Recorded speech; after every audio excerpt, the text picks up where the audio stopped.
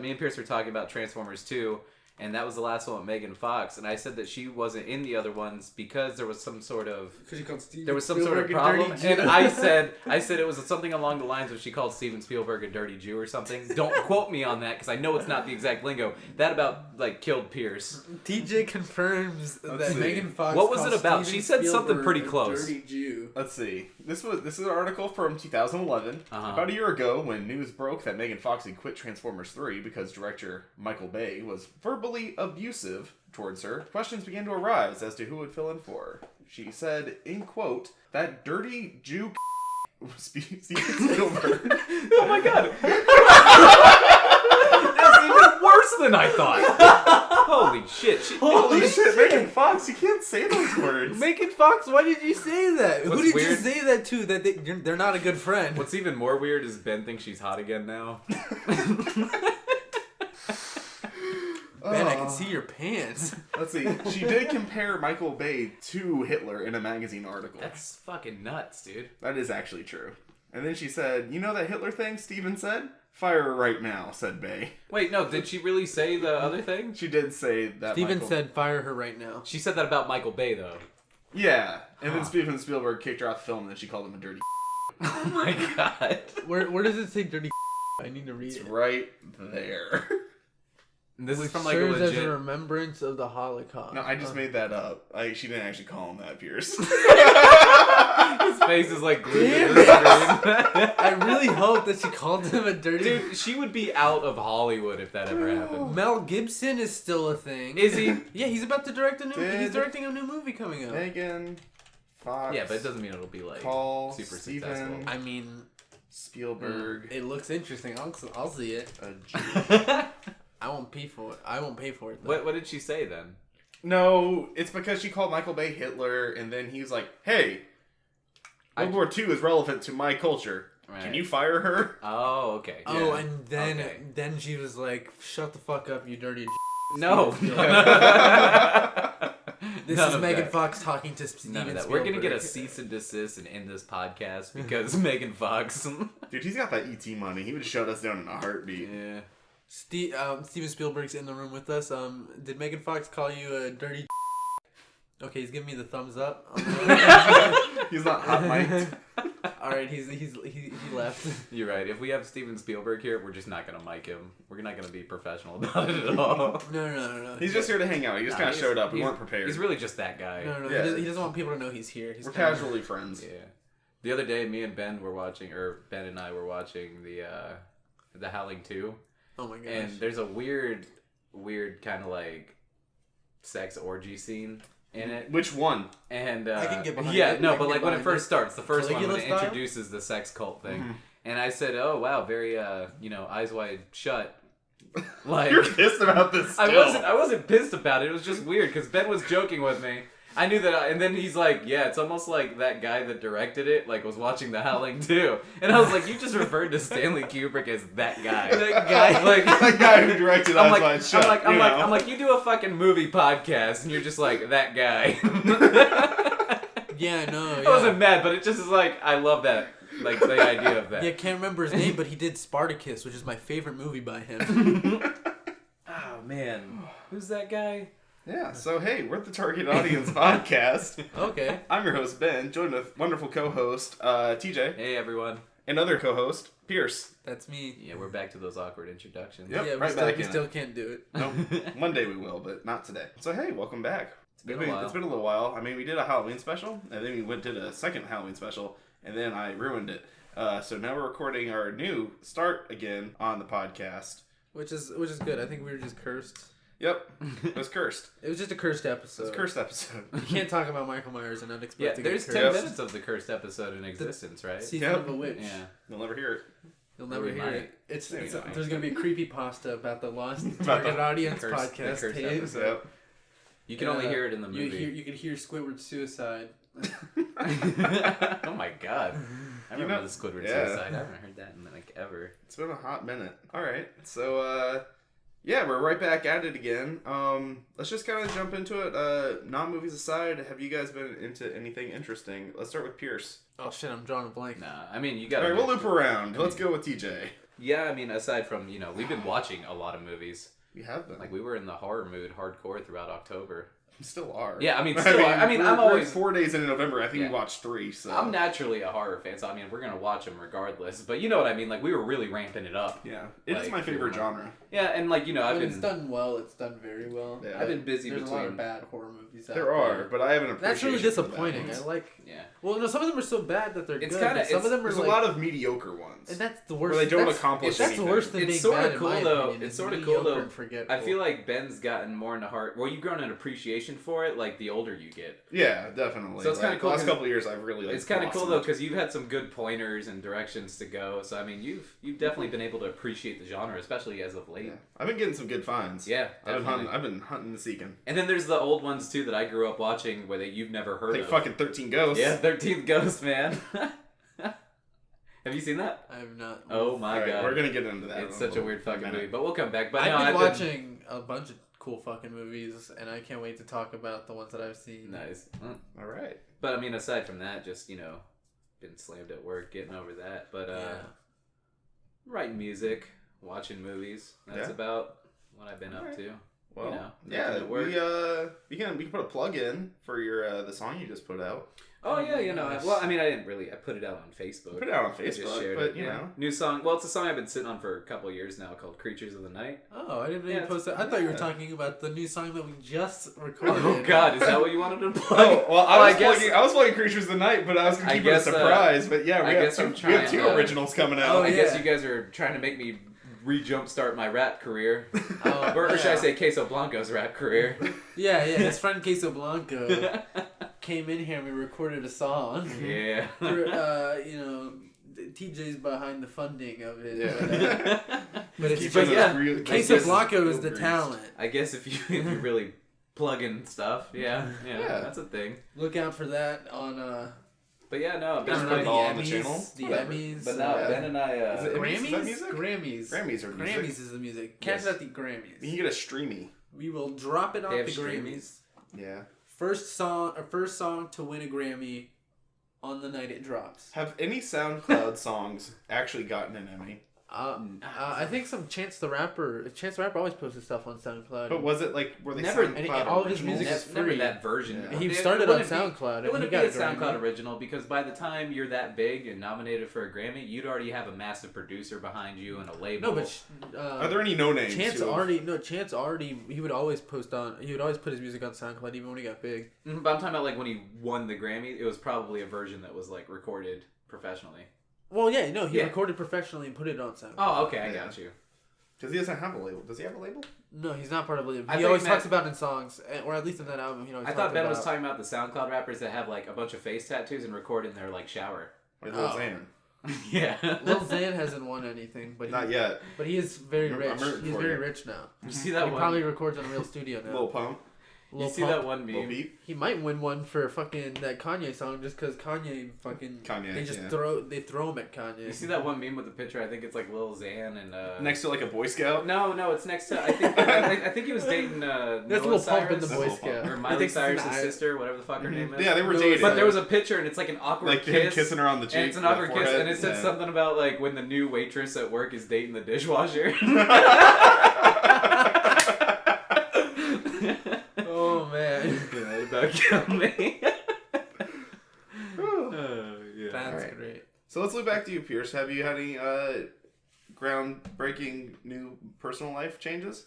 Nothing. You got a new jobby.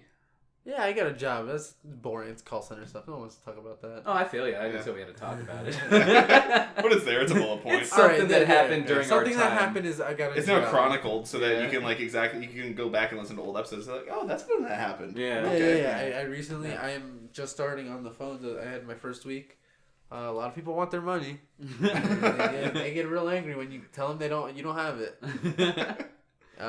But it's my money and I need it now. Yeah, that's about a good amount of the calls. But a lot of them are just real easy ones where I just have to transfer them to more complicated places. Are a lot of the calls like Pee Wee Herman sounding, like that guy? Hey. No, but I do get people. It's just the angry guy from heavy. I kept telling him to channel. I kept telling him to channel the "Sorry to Bother You." Oh no, like I do. I don't Find your white guy I don't change voice. my whole voice, but like. Here, I'll give you guys a little taste of what I sound like on the phone. I'll do my little intro. It's kind of hard to do it on the spot, but I'll do it. Try not to like name drop too hard. Don't say your company's name. Oh yeah. All right, yeah. Christ. All right. So, hi, welcome. I'm Pierce. How can I assist you today? And that's about it the whole time. I have to smile. I expected a lot more. Anything. I literally you literally like physically smile and it just makes you sound nicer. Yeah, that's like hey, thanks for calling Party City. How can I help you? This is Ben. Yeah, it's annoying. I don't talk because I'm gonna tell him not to no drop one's excited. company names. I don't work there anymore. I don't give a shit. They can't fire me. Fuck Party City.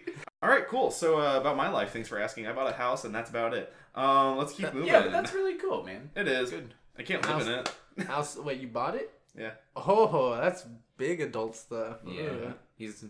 I can't live in it, so moving to the neighborhood. He bought someone else a house. Kind of.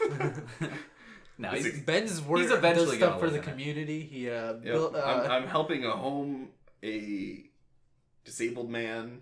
Yeah, he bought a disabled man a house. He's eventually gonna live in it. That's what it comes down to. Once the disabled man dies, but right. But right now, currently, the disabled man lives in the house. Where's the money, Lebowski? Yeah. We want the money, Lebowski. We still want the money, Lebowski. Why are you doing it like Tommy Wiseau? Because the German guys. Oh, okay. He's like, there was never any girl. He goes, well, we still want the money, Lebowski. He's like, I don't have it. He sounds so much like Tommy Wiseau doing it, though. It's like he did he tried out for the role. Tommy Wiseau is probably from the same region. He tried out for every role in The Big Lebowski. Like, he tried out for Walter. Shut the fuck up, Donnie. Did he really try out for every... No. Oh my gosh. Man. You can't You're believing everything today. Movie trivia like that. Man, we are going to destroy Pierce by the end of this. All right, cool. So, we're the Target Audience podcast, and to get back on, like... Focus dial in also... okay. I'm sorry, I didn't mean to cut you off. That was rude. TJ meant to cut you off. But no, amongst everything that we've been working on, though, during our time off, we've definitely been brainwashing... Or not brainwashing. We've been brainwashing the masses. Brainstorming. With our anti-homosexual propaganda. Oh, okay. All right, Pins, calm down a little bit. No, we've been brainstorming a lot of ideas on, like, how to get, further the direction of our podcast. Without going into too much detail yet. Mm-hmm. Can't make any promises. Yeah, so if you've made it to the rambling at this point, like, but what I'm saying, locked you in. Yeah, but stuff we've been up to. You know, it's just ideas. Yeah, this is just kind of knocking the rust off. So yeah, we're the Target Audience podcast. We watch movies and we talk about them. Usually we have like a rotating format where we talk about, what movies each of us are picking for the week. It'll be like one person's turn and the next person's, and rotates through. But we're not really talking about that this week because this is just kind of a recap where we just get back in the recording studio, and by that I mean my sister's playroom where I've got a mic set up. That sounds even more weird. Yep. We are definitely on a watch list now. She's just in the corner. She's very confused. Locked in the closet. We're playing Halloween. But no, we're... No, we're just we're gonna talk about some of the movies that we've been watching in the interim period before, and some of the highlights. We've watched a lot of fucking movies. Yeah, we've discovered some gems. Yeah, you guys definitely watched a lot more than I did, but I do have some interesting ones to talk about. And a series too, man. So let's go round robin. Let's start with Pierce. What'd you watch? Just you can cut this part out, but I had an idea for like maybe at the end we you know how we usually do like each pick 3 movies, and since this is like just like our chill welcome back episode, what if we all just pick a movie to like throw in so that next week we talk about those 3 movies and then we can get back in the rotation. Yeah. Okay. Yeah. That sounds good. Yeah, not a bad idea. Mm-hmm. It could be... I don't even cut that. You can just keep that as alright. That's what we're going to do. Okay, yeah. Alright, no, cool. We have an entire podcast to think of it. Yeah, not a bad idea, man. And let's just let's not do a new release for this week. Okay. No, just and any then we'll movie. Just any movie. Yeah, that's fine. It can be a movie you've seen, you want to show us, or that you haven't seen. That being said, Pierce and I on the way over here, a lot of good new releases out. There's a lot of them. Need to check out. Yeah, no, there's. Yeah. So, and we can talk about. Maybe we can still talk about new releases if we go to the movie theaters. Yeah, no problem. So, what have you been watching though? I have a list of stuff I've been watching. Oh, we got a list. First on my list is I don't have to go through all of them right now, but wait, how many are on there? Just like. Yeah, let's just go round robin. Let's all just 4, pick one 5, and 6, 7, 8. Just 9 movies. Okay. Just 9. Just 9. Let's take our top like 3. Mm-hmm. Ones that you enjoyed the most. I really want to talk about this movie, If. What's that? It is a 1968 movie with Malcolm McDowell. Okay. It is the movie that Stanley Kubrick watched and was like, I want him to be in my Clockwork Orange movie. I remember you telling me about this. I told TJ about this movie. Yeah. It's a really cool movie. I just realized Malcolm McDowell's in fucking Clockwork Orange. I've Yeah, never connected those Are you kidding? two. That's Are the you first kidding? thing that pops Well, in in my head, I picture old man Malcolm McDowell. Oh, okay. Yeah, Not like... Not Alex from Clockwork Orange? That's No. what I always picture Clockwork Orange Malcolm That's like McDowell. my favorite Malcolm I've never McDowell connected those two. Wow. Like, okay. yeah, because I looked at the picture for in If, I was like, oh, that's Malcolm... Oh, okay. So you said it was his performance in this movie that inspired him to pick him? That inspired Stanley Kubrick to pick him. That guy? That guy that directed Clockwork Orange? what was it? Eyes Wide... Eyes Wide Shut, yeah. Eyes Wide Closed or something. Ben's ignoring us right now. Fuck off. But so it's like a movie about him being at a private school, and of course he's since he's Malcolm McDowell, he's the teenager that's all rebellious and stuff, and he kind of like gets like this group of friends, and it's just them at first like just doing small rebellious things, and then it just progressively gets to this big finale this big plan that they have, and it's just So it's like Bronson? no because it doesn't like No, I'm fucking with you. Just talking about the madness that progresses. Oh, and yeah, to be know what you rebellious mean, and but, like- everything. Yeah. But like just like them doing stuff in school, and just like the stuff they get, and they kind of form like a little plan, and then they have this big plan at the end, and just the way it ends, it's kind of catches you off guard, like because you know they planned something, but you don't know what they planned. Throughout like the whole movie. Yeah, you know they planned something like that. They're all like doesn't show what they planned, and then when it happens, you're like, oh shit. And what year was this? This was 1960 or 68. Sorry, I get the numbers. 68. Okay. Yeah, 1968. Yeah, I was looking at like the casting for it. The names are very confusing. Can you clear this up for me? So they're listing it as Mick Crusaders, Johnny Crusaders, Wallace Crusaders. Was that the group they were a part of? So in the school they had a hierarchy of people. Okay. The whips were like the people who were like they were students, but they were like had power over a lot of the students. Kind of like a prefect. Yeah, like a teacher's assistant type thing. But they were just like the oldest ones in the school. The Crusaders were under them, and then oh wait, no, I might have that backwards. Whips were the really young ones that like they got real shit on because they were like the freshmen. And then Crusaders was above them, and then I forgot what the other Seniors. Then the seniors were the ones that were on the top. That There's were juniors and staff. So it goes like There's- Crusaders are like sophomores then. Crusaders, I believe, are the sophomores. Okay. And they're the ones that start the rebellion. Like it's like in the school is like it's like a military school, and it's also a religious school. So they have like a church on site, and it's a boarding school, so they sleep there. It looks very interesting. It's a really good movie, and I highly recommend it. Just for the fucking. At first, I was like I don't know how I feel about this movie, but then you get to this ending that it has. It's pretty cool. Yeah. All right. This is cool. It's very anti-establishment, kind of a satire on like public schooling or private schooling. Huh. Yeah, I never would have stumbled across this on my own. No, I'm down with I that. just found it on Amazon Prime. Found it on Amazon Prime looking for stuff related to Alejandro Jodorowsky. And I found another movie of his, the guy who did Holy Mountain. Yeah. I found another movie of his on Prime, and I started watching it, but it was really late at night, and I fell asleep, and I haven't revisited. But it's like the same kind of like madness of like Holy Mountain. Came out in 1990, and it's about a guy who gets out of jail, and his mom is a cult leader, but she doesn't have any arms. You mentioned this before. Yeah. And What's the name of that one? Santa Sangre. Okay. And she doesn't have any arms, and she uses her son as her arms. Yes. Yeah, you mentioned this, I think, last time we hung out. Oh, it's in the cursed episode. So it might be. Oh, that is. Yep. Yep. I mean, they'll never hear the cursed episode, really, but you did mention it in the cursed episode. Because I remember I'm having she like has arms in severe that deja picture. vu. What's going on here, Pierce? She Feel lied to. No, that's actually his son. She cuts off her son's arms. I Wait, believe. you fucking with me? No, I'm kidding. I don't know. I haven't gotten to that far in the movie. I really only watched like the beginning and like it's another like Jesus like figure. No, that definitely looks like there's a dude standing behind her with arms. Yeah, so that's what I think the plot is. Huh. Please, son, be my arms. And that was in 89.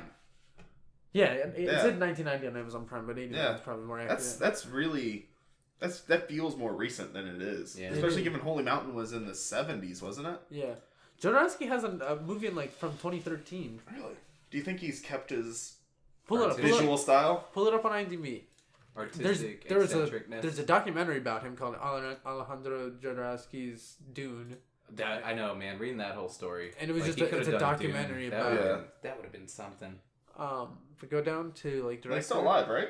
Yeah, it's not too late. Go to director. I like to think there's an alternate universe where his version of Endless Poetry came out in 2016 and Dance of Reality came out in 2013. He's just been consistently making stuff. I mean, a lot of them are like art house stuff, right? Yeah, but I don't know. Even know what his recent movies look like. Maybe click on them. There's pictures. Oh yeah, it looks like he's consistent. Man, this is he's. Do we need to? I kind of need to watch. This is a whole rabbit hole we need to venture down. I think I kind of need to watch all of his movies. Because, I'll be honest, they all look so interesting. The dude has a style. And it's I don't know how to even describe it. It's original. It's that's literally his son is the lead in this. Oh wow! You know what's crazy? His son was in the last one too. And he's also in this. You know what's crazy is I'm already seeing just on the pictures alone signatures of his from the one movie we saw Holy Mountain and stuff. Yeah. It's very there, man. I'm gonna get caught. I think I have to watch all of his movies. Yeah, like I said, we're going down that rabbit hole, man. Wait, pull up the other one from 2013. I want to see what that one looks like. This movie looks a little more intense. Yeah. A lot of titties. Yeah, that lady. Wow. They just. This one looks a little more tame.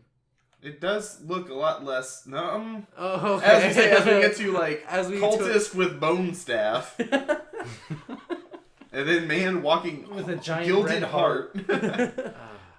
No, they just buried all the cool shit in the. Okay, yeah. So maybe a skeleton man on the boat. He owns that boat because that's also in the next movie. Yeah, you know what? He uses his own boat. Well, I'm not gonna lie. If I bought a boat, we'd use it. If I had a big purple boat, you know what? It might be a sequel. Cause look at the poster. It's very similar looking to the other poster. That is true. If I had a boat, you bet your ass we'd be using it in every movie we made. Yes. Until the point where it's so broken that we get to blow it up in a movie. Yeah, exactly. It's that one right there. Yeah, it is. That's the same. But I think that might be a special release kind of deal where they did all of his movies in that art style. Oh, I think this was the original poster. And then that's the. I'm sure it doesn't even matter. Even if it was a sequel, that it probably. I don't see him being continuity heavy. I don't think he has a Aiden will return in. In Machete 3 in space. Oh yeah, man! Me and Ben were spitballing too. Spy Kids Week. Do a Spy Kids Week where we have to watch Machete as well because it's technically canon. We talked about that in the last episode. God damn! Did we? How much did we talk about in this last episode? We talked about that in the lost tapes, I believe. Holy shit! Okay, well, yep. There's that. We're just getting full rehash. That or we talked about it last time we hung out. I don't know. They're starting to blend together now. I mean, we're always hanging out. Yeah. We'll just say it was the lost tapes. Yeah. Let's just assume it was that. All right, TJ, what'd you watch that you want to talk about first? Oh man, me and you've been watching so much shit lately. For the intents and purposes of series, let's just condense it into one. Okay. As best we can. Yeah, no, I feel you. Because we can't talk about I know there's a whole list that we can go down. That being said, are you gonna include any snippets of our opinions on Halloween? Is that within the 10 minutes? No, I think we should talk about that now. Okay, real quick. Yeah. Just do in that case, saw the new Halloween and absolutely fucking loved it. Yes. It's pretty good. Yeah. It's fantastic. Yeah. Definitive Halloween 2 in my book. Yeah, to break it into bullet rankings. Points. Yeah. Not to get into spoilers, because I think we can probably just kind of pass by that. Yeah, we could just. I just want to brush on it because I liked it. It had a lot of similar imagery to the original. A lot of daylight shots. There's a lot of parallels. Yeah, a lot of parallels. There's a Dr. Loomis character that isn't Dr. Loomis. I love everything they did with it. It had such a Halloween feel. I kind of wish they used Malcolm McDowell as Dr. Loomis again. I like Loomis is only in it for I like McDowell as Loomis though. If they could just find another way to he does a voiceover in the. Or are you talking about the Loomis quote unquote character? No, like actually like Loomis from the remake. No, I think you're paying respects to Donald Pleasance by just not having him in there. Yeah. By letting him pass. Yeah, I see. I don't know enough about Donald Pleasance. Well, see, but this also takes place in modern day. Also, and that guy was pretty... Like, Loomis was pretty old in the first movie, so it makes sense to not have, like, a 90-year-old man running around. We're also forgetting... We powered through all the Halloween movies leading up to going to see the new Halloween. That sounds like torture. So, like I said, you don't know too much. It actually wasn't. It was a great experience. I feel like a new person reborn. Oh my god, like an acid trip. Yeah. Yeah, some of them, you gotta go into open-minded. It's like going to Burning Man. Never been to Burning Man, won't know, but I imagine it is. Michael Myers was a Burning Man in a couple of them. But yeah, no, aside from that, I mean, do you want that to be my pick, or... No, we can... No. Oh, okay. Also just talking because we all watched Halloween. Yeah. No. There we go. But, I think... we've been coming over to watch a lot of shit. Instead of a... Does it have to be a movie? Because we watched Haunting of Hill House. Yeah, let's talk about Haunting of Hill House. Mike Flanagan's new series, and I gotta say, love that too. That's his masterpiece. Yeah, we said that. We watched that over the course of, 2-3 days? Oh, yeah, definitely. Yeah. It was like, once we started, we were glued, man.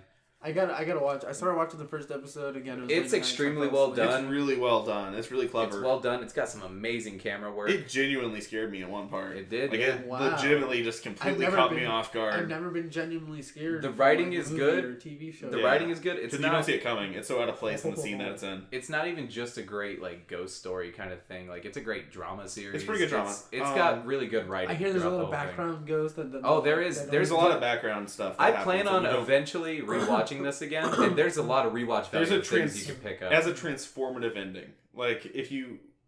After watching it, getting a second rewatch, a lot of things get connected that you're like, oh... I think, without getting into spoilers, I think I would even appreciate the ending a little more, like, picking up on stuff through a rewatch. That's my only gripe about it, is the ending. The very ending? The very, very ending of it, just because I feel like the last episode... The tonal change? It was a tonal shift. It's still good, but it's not what I wanted. That's why it's kind of divisive. Like, a lot of people are like, the ending lost me. Or a lot of people are like, no, the ending is a good way that I think at brings first, it in. And I'm of kind of both camps. Like, I see both sides of it. Okay. There, like, after we finished watching it that day, the longer I sat on it and thought about it, I was like, I'm totally content with the ending. Yeah. And but I could see it being... the ending. Yeah, but I could see it being different. I would have rather gone a different direction, but I like the big thing. But everyone... sides like Chanel. Yeah. But I was impressed with everyone involved in it. Like, just great. Yeah, it was really good. Solid performances, solid directing. Really, I want to watch good directing. It's worth checking out. A Netflix show I watched was... Anyone watch Maniac? Not yet. I haven't. It's been on my list. I've been really wanting to. It's got really cool visuals. It's like got kind of an Eternal Sunshine vibe. Oh, okay. That's one of my favorites, so I'm in. It's really funny. It has like a weird sense of humor, and that's the one with Jonah Hill and Emma Stone. There's like a lot when they go into fantasies. There's a lot of playing on like movie tropes and kind of cliches, because like it's someone's mind. Or yeah, you watched the whole. I watched the whole season in like a day. It was so good. Yeah, wow. It was fun. It's what, 10 episodes? Yeah, it's like 10 episodes. So you gotta have a day dedicated to watching it. Each episode's like 40 minutes, and I had nothing to do. Is it binge worthy? Like once you start, you're hooked. Yeah, no, I was really interested in what was gonna happen. It's some of the characters are just really funny. Nice, especially Justin Theroux. He's he's my favorite part of the show. Yeah, that's on my list. Yeah. I want to check that out. So, yeah. Ben. Oh, okay. What have you watched? I watched. I'm going to take this opportunity to talk about The Howling and The Howling 2, and the duality of those movies. Oh man! So, The Howling is a really good werewolf movie. Awesome. Like, I'm putting it in my top 3. Easily one of my favorite werewolf movies I've seen. It's okay. So came out in 81. 81, I think. Joe Dante did it. Yep, Joe Dante. So I need to watch more 80s horror. I gotta say, that's what we've been. I gotta say thank you to Ben for pushing these movies, because like there was like when he was coming over watching movies like all week. 1 week he was really like, we could watch The Howling, The Howling, and then it just kept getting put on the back burner until one day we were just like, let's watch The Howling. Yeah, because I've been pushing for it. Because I like werewolf movies because there's not a ton of them. Super cool movie. It's about without giving away the entire plot. It's ladies in like a sting operation to catch the sexual predator. She's also killing women. A news reporter. And she's a news reporter. Yeah. And she goes to this job. Yeah, she kind of like catfishes this guy. Mm-hmm. This way before. Yeah, this is the beginning of the movie. Yeah. And she goes in like one of like the video rental booths for like porn, like an adult porn shop. Yeah. And he's behind her, and it kind of teases that there's something fucked up happens, and like he attacks her, but you can't see him because the film projector's like over his shoulder and the light's blacking it out. And the cops show up and they just shoot the guy like through the wall, so you don't see what happens. And then she's like going through all this PTSD. She's talking to like this like a psychiatrist about it, or psychologist. I don't know, one of those.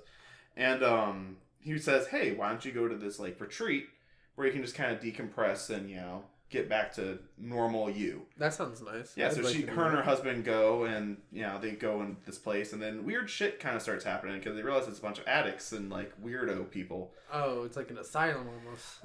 Almost. And then it turns out. They're werewolves. Yeah. So the dude bit her and made her a werewolf? Not necessarily. Not quite. They're trying. I think it's kind of like a recruitment program. Yeah, it's almost like a secret society. And send them to there to become werewolves. It's kind of like imagine like a cult. Yeah, it's like a cult of werewolves. Like a cult community. So the camp turns them into werewolves. Yes. Yeah, essentially. Okay. Yeah, because you still have to get bit. It follows those rules. It's kind of like going. It's kind of like just going to like a weird reservation or community. Yeah, and it's like you're one of us now. That's like outside of the regular world. Yes. Yeah. It's like, hey, sorry, things are really fishy. Kind of assaulted. Want to be a werewolf? Yeah. Have you ever seen like The Wicker Man? No, I've never or seen anything. It's just like a weird like offshoot. Like imagine like a community in the woods kind of thing. Yeah. It's like yeah. Yeah. But it's really good. It has up there with American Werewolf in London. It has some of the best transformation scenes. Like it looks painful and grotesque, and they show like each step of the transformation in practical effect. I love that. It looks fucking crazy. The effects are ahead of its time. Amazing. I have not seen American Werewolf in London either. Wow. All right. Well, maybe one of my picks.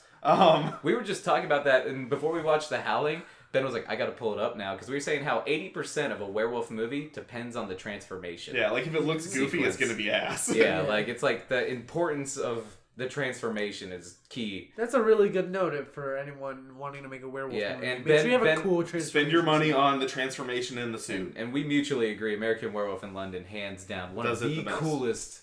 But The Howling does it damn good. And The Howling is awesome too. I was shocked by that one. And then on the other side of the coin, we have The Howling 2. Which, in its own respects, is just a fun, weird fucking movie. It is technically a sequel. Yeah. Technically. It stars Christopher Lee.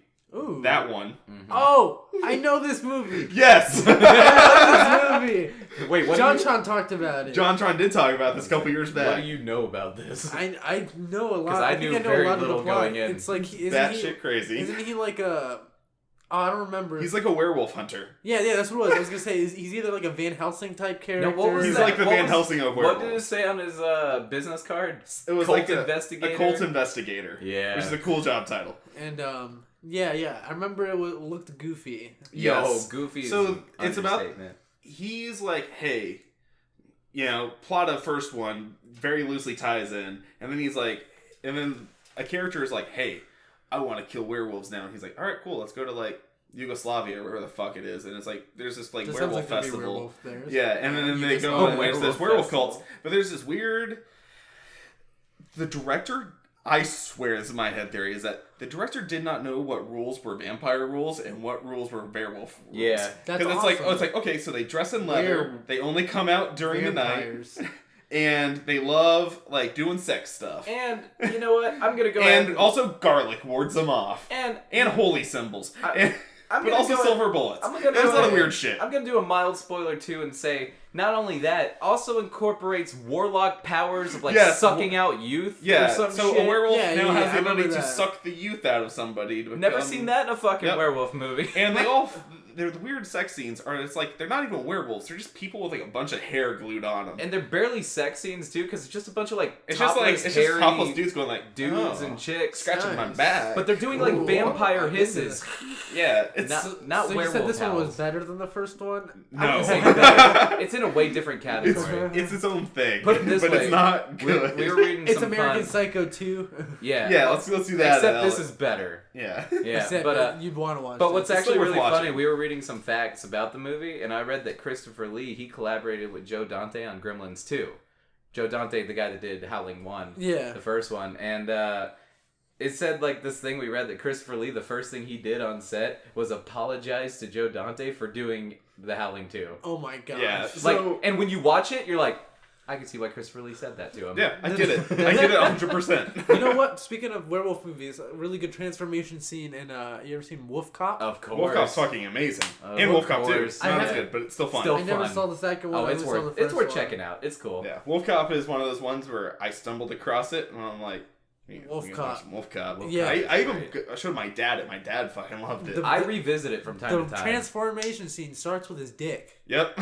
It starts with his dick, and that's just I think that's a metaphor for like the whole movie. Is that it's just gonna be. Yeah. It's just gonna be that fun. It's gonna be a lot of imagery similar to this. Do you have like a top 3 werewolf movies? Wolf Cop, American Werewolf, Howling. All right, cool. I'm glad we're. It's like those are the Cop. It's the holy trinity of like. There's seen sex stuff, there's funny stuff, and then there's like violent stuff. Yeah. It's like ding ding ding. This is why we're friends. I don't think I've seen that many werewolf movies to have a top 3. There's not a lot, fortunately. Yeah. Like I saw the movie. You ever see the movie Cursed with like Christina Ricci? I've heard of it. I haven't seen it though. Have you seen Ginger Snaps? No. Yeah, me either. I haven't seen that one. I've heard mixed things about it. Cursed is like, I don't know. It's a cheesy 2000s movie. Cursed. I remember liking it as a kid. Do you consider like Underworld a werewolf movie? The 2005 Christina Ricci, you said? Yep. Jesse Eisenberg's in this. Yeah. What? Early Jesse Eisenberg. Yep, that's Jesse Eisenberg. Wow. He becomes a werewolf. Oh, okay. Does he really? Is there a weird Jesse Eisenberg werewolf transformation scene? No, I think the... Wait, is that supposed to be like a prop background, or is that the actual, like, they're in a forest? No. That's like, they're somewhere. I forget. Oh, okay. Huh. I don't remember I think the werewolves were CGI. Oh. No. They had some. Some practical. Some practical. Never mind. I think some shots had CGI. I will say the Howling 2, not my favorite effects. No, the production quality and budget took a nosedive. Yeah, definitely. All the close-ups are like clearly just like a headshot or like a really close body shot. It's like on a black screen. And they just splice it in with the rest of the movie. Oh, love it. There's a couple cool things in Howling 2, special effects wise, but nowhere near the scale of the first one. Interesting. Teen Titans: The Judas Contract. She's the voice of Tara. Judith. I'm just looking to see what she's up to nowadays. The beginning. Who? A lot of Lizzie Borden shit. Why is she in so much Lizzie Borden shit? TV movie and a TV miniseries where she plays Lizzie Borden. Interesting. And she's in the Smurfs too. Oh. Pam. She has a lot of I guess she has a lot of television. Saving Grace. Talking about Christina Ricci. Yeah. Christina Ricci. Legend of Spyro, Dawn of the Dragon. She's the voice of Cinder. Cool. She was in Speed Racer. I think one of my guilty pleasure of mine. Is it? I think one of my favorite ones that she's done is Black Snake Moan. I haven't seen that one yet. Could Emil Hirsch play? I'm blanking on his name. Goodfellas. Ray Liotta. Ray Liotta? Do you see a similarity in their facial structure? I see a similarity. Could he play like a young Ray Liotta if they do like a biopic kind of movie? I could see it. Or if they remade a movie that starred Ray Liotta. If Ray Liotta knocked up Leonardo DiCaprio, Emil Hirsch is the baby. What movie has Ray Liotta done besides Goodfellas? Are you kidding? Oh man, have you seen Something Wild? No. Oh my god, that's a great one. I don't think I've seen any Ray Liotta movies besides B movie. Something Wild's a wild ride, man. Like the first time you watch it, it's like 2 movies. My favorite movie is Grand Theft Auto Vice City. Favorite Ray Liotta. You know, it is hard to say that he's been in a lot of stuff I've liked. I like Ray Liotta. Mm-hmm. I liked him in Call of Duty. In the zombie. He's a B movie. Yeah, no, I remember that. Oh shit, I forgot about him in Wild Hogs. Oh, Ray Liotta was in Wild Hogs. He's the main asshole biker guy. You know, Wild Hogs is a guilty pleasure of mine. I do find that movie. I feel ya. Especially with the gay cop. It's such a yeah, no, the scene where they're in the river. And he's like, I get it, boys. Yeah, he's like, I think I caught a fish. And they Ray Liotta B movie, the B movie Ray Liotta looks really fucking funny. It looks terrifying. Ray Liotta looks a little terrifying. You ever see Unbreakable Kimmy Schmidt? No. Ray Liotta's in a few episodes of that. Oh, okay. He plays this like convenience store clerk, and Titus, the gay black one. That is a scary ass B movie mascot. Oh my god. I was trying to find a that high one's resolution version of it. But fucking eyes. he goes to the convenience store to use the guy's bathroom a lot, but it's for customers only. So he like steals the key and makes a copy of it. And there's a part where Ray Liotta's walking his dog and he's with Kimmy Schmidt and he's like, "Oh hey Kimmy," and then he sees Titus. He's like, and it's my favorite line of the TV show. He's like, "Am I being racist or have I seen you before?" Ray Liotta says that. Yeah, and he says that to the black guy. And the black guy's like, "Oh no, you're just being racist." He's like, "I'm sorry, I don't mean to be."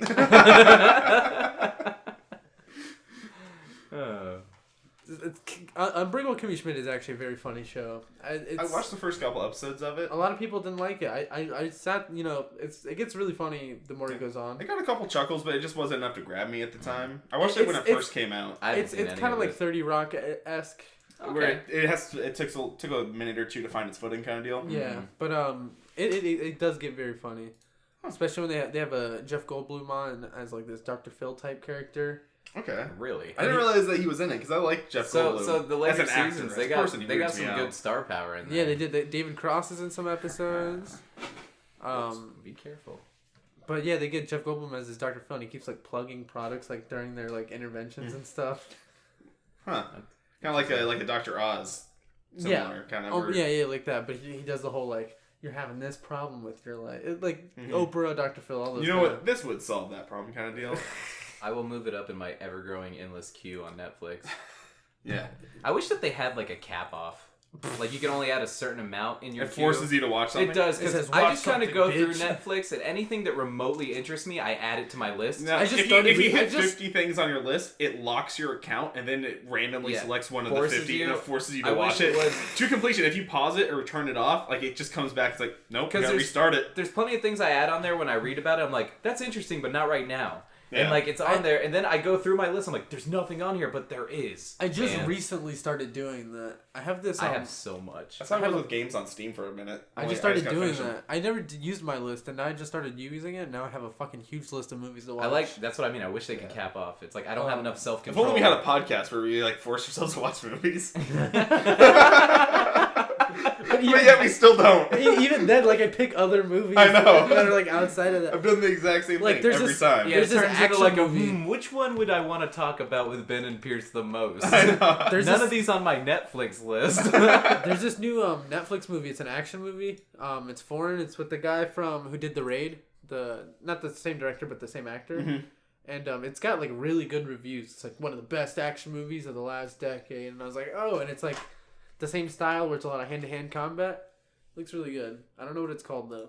I have it in my list. All right. Actually, there's a movie on Netflix that I think I'm gonna pull up for my like one that I want to recommend. Okay. So let's cycle back around again. What's your second movie, Pierce, or show? Second movie was this movie called The Square. The Square. I've been wanting to see that. It's a really good movie. It leaves a scratch in your head, but the 2017 or 2008 one. 2017. Okay, that's got oh god, she was in Elizabeth Moss. Yeah, she was Mad Men. Yeah, Mad Men. Yeah. And a bunch of other stuff, but that's why I know her from. Weird movie, weird sense of humor. There's a scene with Terry Notary, who's done like a lot of stuff, a lot of ape stuff for like Planet of the Apes and King So he's like a monkey man. Yeah. So and they have him as like one of the art exhibits is that it's a bunch of these people, they're like at this gala thing and a fancy dinner like that. All right. And he comes in acting like a gorilla. And he's like, we're gonna unleash a vicious animal in here. It's just him. And it's this really long, awkward scene of him walking around doing gorilla stuff and like making people feel really uncomfortable. Isn't this movie essentially like just kind of like where does the line stop at what's constituted as art? Yeah, like really, it has like a bunch of like it's a satire on like that kind of stuff. On the art industry. There's like a really stupid stuff becomes art, like in his exhibit. And it's got like a twisted sense of humor to it, right? Very weird sense I remember reading about this when it came out. There's a exploding child in this movie. Okay. Ben looked like he had a gripe. On Netflix? No, I watched it on Hulu actually. Oh, okay. Ben looked like he had a gripe that he was gonna say like and then you said exploding child. He was like, huh? No, I just on a meta level. Do you think even the actor himself is part of a joke where he only can get cast to play gorillas? What? Because what a fucking weird thing to be typecast. He was a gorilla in Planet of the Apes. He was a gorilla in King Kong. He's playing a gorilla in this movie. Is he typecast as Gorilla Man? I think he's done work. Like he's done animal work. You know what for, it is? Like, his whole life. How do you get typecast as the dude who does gorillas? It's easy. You do at least 2 gorilla movies, right? No, he's a specialist. He's like a gorilla specialist. Well, you know what it is? Has he ever seen a gorilla? Yeah. He's in Avatar. You know what it is too? Wait, was he in? Oh, he's miscellaneous in. You know what it is too? You do 2 gorilla movies, and then you get him for your movie, and then you're like, do the gorilla thing, and he's like, I don't want to do the gorilla thing. I know. And then he's like, do the fucking gorilla thing. There's like there's a scene where there's an art exhibit with like it's just a big screen with him, and it's just like his face, and he's just going. Just making noises, making like kind of like monkey noises. Yeah, I guess it looks like his main thing is a movement choreographer. Yeah. So Avatar, Hobbit, Incredible Hulk, Rise of the Silver Surfer. That's like his thing. Adventures of Tintin, BFG. Yeah, so he's yeah. Huh. And yeah, the movie's fucking funny. It's good. It's just I've never seen a movie with a similar vibe to it. Yeah, it does seem very interesting. And it's just like very well shot. It's not, I don't know, I just feel like comedy movie, just like regular comedy movies don't come out anymore. It's always like a movie that's like, oh, this shit gets crazy and it gets crazier and crazier, big party scene. This one of your favorite comedies you've seen in a while? I would say it's one of my favorite recent comedies. But it's also a drama, so it's like kind of hard to just call it a comedy, but there's so much comedy in it. So it's like, yeah. It's not as much comedy as like say like Step Brothers, but but you're also talking about a different kind of movie. It's also way different than Step Brothers. It's got a little more dick joke. No, just Wait, Call of the Wild, isn't that a sled dog struggles for survival in the Alaskan wild? That sounds so familiar. Yes, he gets to play a dog in this one. Terry Notary? He's in Call of the Wild. He's Buck. Buck the dog. Yeah. So he's the lead. He's Teen Groot. He's Teen Groot, an untitled Avengers movie. He's also Cull Obsidian, Oleg, Rocket, from more of the Planet of the Apes, and Dawn. Huh. And Lost Tribe, he plays Alpha Male. He was the clown in Cabin in the Woods. Yeah. And the Forgotten Ones, he's the Alpha Creature. I don't remember what that is. That's a short film that looks like ass. But, all right. Yeah, I recommend that one very This word does look interesting. Comedy drama. Ooh. He's doing a monkey face. He is doing a monkey face. And also, the guy's Danish in this. Mm-hmm. And I guess it's a thing just with Danish people. When they speak English, they speak with like a British accent. Huh. And then they speak Danish like perfectly. I'd hope they speak Danish perfectly. So yeah, so it's like he switches between Danish and like speaking Danish and a British accent, and I was like, it's weird. Why is he British? How do you know what a Danish person with a speaking Danish? Would you be able to pick apart someone speaking another language with an accent? No. He was speaking. No, he is Danish. Yeah. But when he speaks English, he speaks with an English accent. Okay. He doesn't sound Danish at all. The actor himself is Danish. The actor himself is Danish, and in the movie he's Danish. Okay, so he's a Danish person playing a Danish person speaking English with a British accent. Yes. Okay. He's just a dude disguised as a dude. Playing another dude. Okay. Who thinks he's a monkey. Yeah. Who thinks he's a gorilla. This is a Danish movie. Oh, okay. I guess it makes sense with Ruben Östlund. So it's just, at first I was like, is this British? Is it this British guy's good at speaking Danish, or does this Danish guy just have a British accent whenever he speaks English? Because that would make a lot more sense since England is right there. He probably learned English from England. That makes sense. All right, TJ. Yeah, man. What else? Cycling through the database. Phantasm. Okay, I was gonna wonder if I had to do it or if you were doing. I gotta mention that. That's some of my favorite shit I've seen in a long time. Phantasm films are fucking beautiful. They're just. I don't know how we got on. I remember mentioning because we just finished the Halloween series, and Ben was like, "So what's the next series we do?" Yeah. And I said, "I've always wanted to check into Phantasm," and that was a treat, man. I knew a little bit going in terms of like the practical effects, nothing, and loose bits of the plot. I knew about the ball. I have never seen it. I knew about the ball, and I knew about the tall man. Yeah. Okay. So to give like a brief rundown is I'm going to use the IMDb one just because I can't be trusted to not just talk about the entire franchise by the franchise itself. How A gets to B is amazing. Yeah, so Phantasm is a 1979 film where, fuck, this isn't gonna do it justice. A teenage boy and his friends face off against a mysterious grave robber known only as the Tall Man, who keeps a lethal arsenal of terrible weapons with him.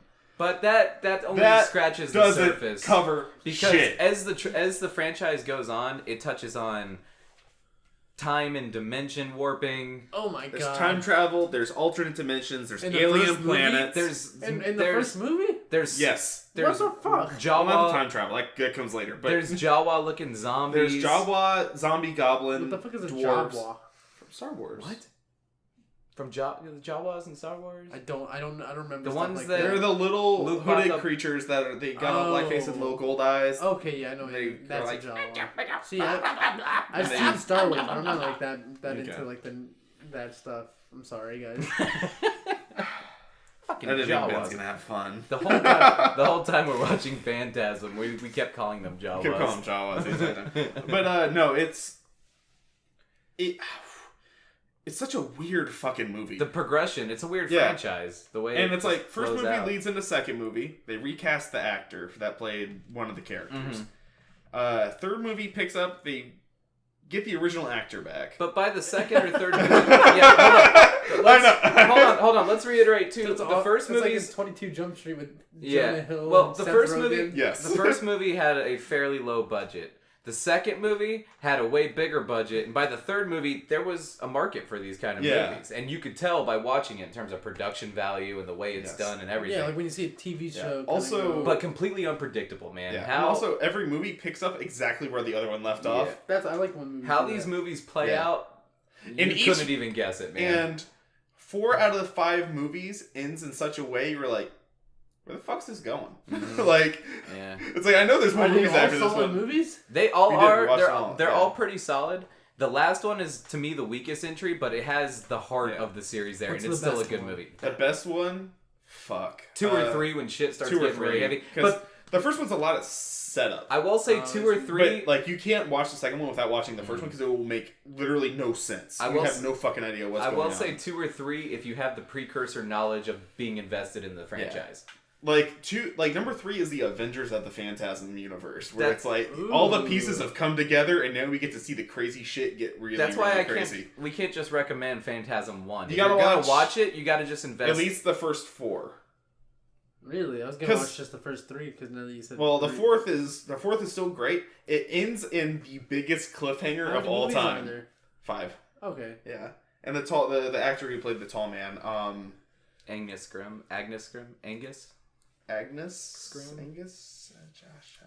One of those.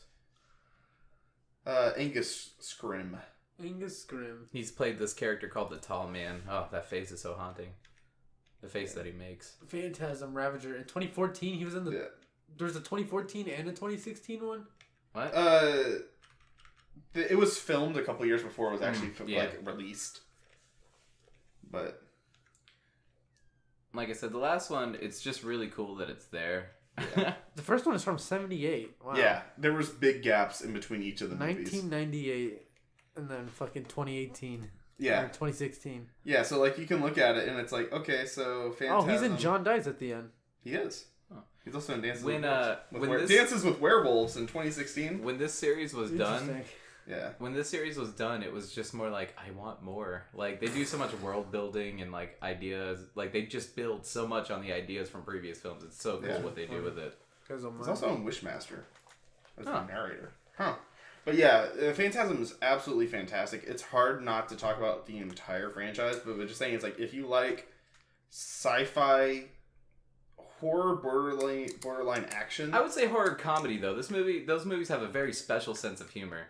If you like characters like Ash Williams from the Evil Dead series, Evil Dead is a good parallel to this in terms of tone almost. Better yet, Army of Darkness. A little less horror? Yeah, it's a little bit closer to Army of Darkness. I would liken it to Army of Darkness. I like Army of Darkness a lot. I think if you like that a lot, I think Phantasm is right up your alley. Okay, cool. Yeah. For sure. Yeah, it's such a fun movie. Mm-hmm. Undoubtedly. Yeah.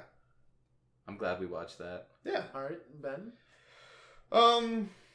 Well, we also saw some newer releases as well.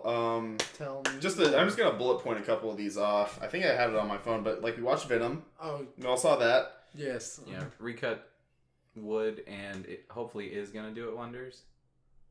Yeah, I can see a director's cut. I heard they weren't going to do that. Oh well, if I heard that there won't be an R-rated cut of the movie ever. Well, okay. Well, I hope that. Okay. Moment of silence. Yeah. I'm pouring out for my enemy. Well, I don't know. By the end of Venom, I was kind of like, "Oh, cool, man! There's some cool Venom shit they do." But it's like not throughout the whole movie. I didn't feel that. It's a flawed movie that I still had fun with. I had fun with. I liked how Venom looked in the movie.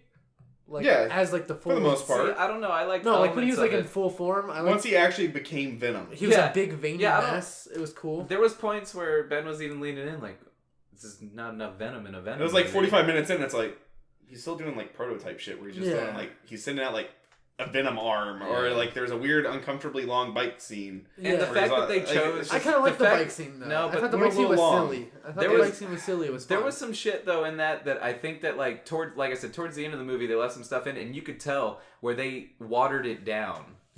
From R to PG-13. Like when he bites the heads off. Yeah, that's what I mean. There's certain scenes that to me it just feels watered down, and it doesn't hold up. Like I feel like it would be better if it wasn't. I want a director's cut like what they did with Daredevil, which is a movie that is like drastically different in terms of like it goes from like an okay movie to like a pretty solid movie that's underappreciated. I feel like the Daredevil the director's cut was better. Yeah. I've never even seen it. It's worth a watch. What's different about it? It's way longer too, isn't it? It's longer. There's more like character building. There's a lot more. There's like a couple good action scenes that they put into it. Why would they cut out? Those are expensive. Why would they cut out that stuff? Because they had to make it more marketable towards the audience at the time. Doesn't that version come out pretty long? It comes out, I think it's like 20 or 30 minutes long. And you're forgetting too. More candy around here, man. I could go for. I can get you some candy. We can take a small break. But you're forgetting too. You're forgetting too that Daredevil, when Daredevil came out, there wasn't as much love and care put into these superhero movies as there is they now. wanted a Spider-Man. Yeah. They didn't want a Daredevil. Yeah. So they had to make him more. They had cool, running around the city. But I'm just talking about the audience for it alone. It was still in the process. It's nowhere near as big as like how superhero movies that come out now. So they played it a lot safer. I remember liking Daredevil when I was a child. Yeah, but it's worth a revisit with the director. And Venom, it's not like it takes it to a 10, but it makes it it bumps it up a point or two. Venom, I put slightly above the categories of like the Ghost Rider movie. Venom would have killed if this came out in 2008. That's what like, I'm trying to say. It would have been like the fucking movie. But with all the other, I would put it on the same line as Ghost Rider. I like Ghost Rider. I like Ghost Rider, but hold it's on. not. But does Ghost Rider rank up when you go and watch these like Civil War, Infinity War, Guardians of the Galaxy? Is Winter Soldier Civil War? I kind of hate Civil War. Okay, it was very boring. I fast forwarded it until Spider-Man. Then I turned it off after Spider-Man. Winter Soldier, Homecoming, like the ones that they do now. Iron Man, the first one. I think Iron Man, the first one's where shit started getting real. Yeah, the first Iron Man is when people were like, might be onto something here. Yeah, making more adult-oriented. But what I'm saying is we're so spoiled rotten with these like amazing superhero movies. Even if one's it was good, it's not quite what we want it to be because we know we're capable of. DC is failing because we're kind of spoiled by Marvel, and Marvel's starting to go a little bit downhill because I think it's the same. It's not impressive anymore. I think with Venom has a fun with it. It's a cool movie, but I don't think it'll ever be anyone's favorite Marvel movie or hero movie. I think Ant-Man and the Wasp was the critical Marvel fatigue hit right there. I liked Ant-Man and the Wasp. I know, but no one went to see it. It is peak fatigue. Like people are just like, it's not. No one talked about it. Important to the main narrative, so I'm not going to watch it. Weren't all three in Black Panther, Infinity War, and Ant-Man in theaters at the same time? Exactly, which is why I'm even tired of it. I fucking love comic books, and I'm like, I don't know. I'm still not tired of it. I'm having fun. How much fatigue? Like to summarize, how much the fatigue is kicked in. Ant-Man and Wasp, I didn't know it came out until I saw Blu-ray like this weekend sitting on my fucking like counter. No shit. Huh. Like I didn't even know it was in theaters. And also, it's Marvel has fucked themselves because we know every movie 3 years before they're gonna fucking make it. It means there's no stakes. Like I know Spider-Man he comes back. Yeah. Right. You know there's another Spider-Man who's going to fight fucking Mysterio. It is Jake Gyllenhaal. Spoiled that he died, but someone spoiled that he died because I still haven't seen Infinity War. Oh, well, sorry, but no, someone you know he's back. Yeah, but I knew he's going to be back because I remember going on IMDb and seeing that there's another Spider-Man movie. Yeah, you're like, that dude just signed on for multiple movie contracts. Yeah, it's like we know...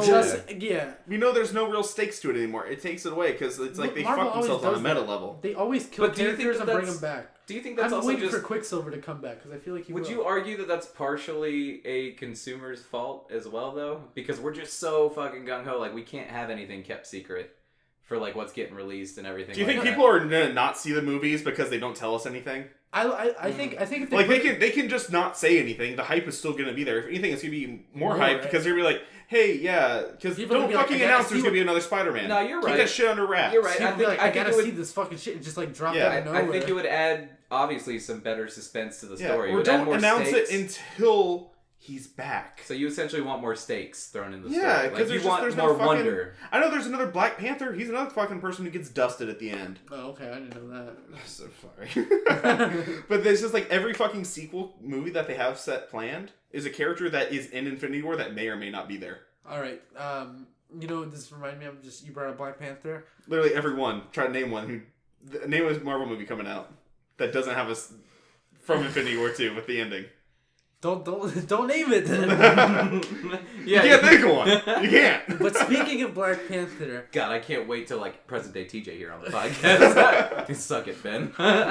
Hawkeye, Captain America, Black Panther, and I'm sure there's other people I think are very boring superheroes to watch in movies. I like Captain America, but I'll meet you halfway on the other ones. You like Captain? I think Captain America is probably the most boring of the three, in my opinion. American Dream.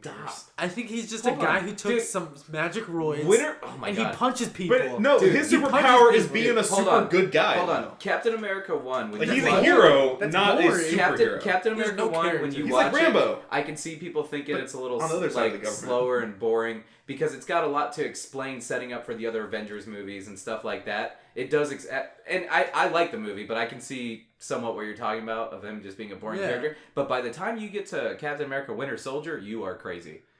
In my opinion. Winter Soldier's one of my favorites. I don't think he's bad. I don't think he's a bad superhero. I just think he's like, were you bored? Boring because he's just like an action hero. Were you bored watching Winter Soldier? Like the story was so cool. I liked Winter Soldier. I thought it was great. And I thought it had really cool fight scenes, but I'm like, that's all he does is just fight people. Like, why is he... Well, that's what Batman does too. Exactly. But Batman isn't on the Avengers. Batman stays in Gotham. Yeah, he's on the Justice League. Yeah, well, I don't like those movies.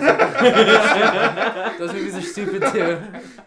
But like with Captain America, like I just don't see.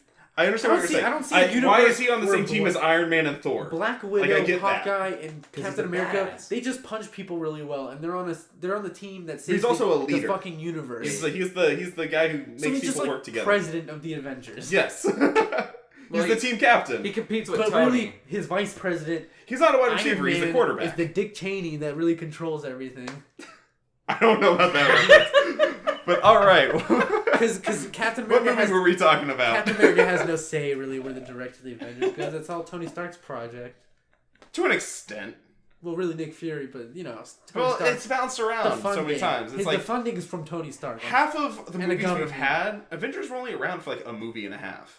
They weren't really a team for very long because they split in half, and it's like half of them work for S.H.I.E.L.D., half of them don't. It's all been. They're very productive. Every Avengers movie is also about them being apart and then coming together. Back together. To an extent, yeah. Like it's like you introduced them and then they broke up and then they came back. Well, it's because there are all these people with big egos. Yeah. So it makes sense that they're big not egos get in a room together. I can't say anything about Infinity War, but I'm just for the first two. Mm-hmm.